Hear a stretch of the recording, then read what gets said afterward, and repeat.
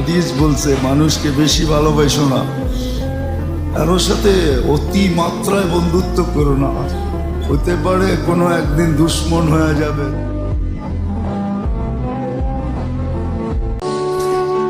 বিশ্বনবী বলবেন, আল্লাহ ওই স্পেশাল দোয়াটা দুনিয়াতে করি নাই, আজকে আমি তোমার দরবারে দাঁড়িয়ে কিয়ামতের দিন ওই দোয়াটা করছি। আল্লাহ, আমার যে উম্মতের হৃদয়ে যাররা পরিমাণ ঈমান আছে, আমার একটা উম্মতকেও তুমি জাহান্নামে ঢুকাতে পারবা না।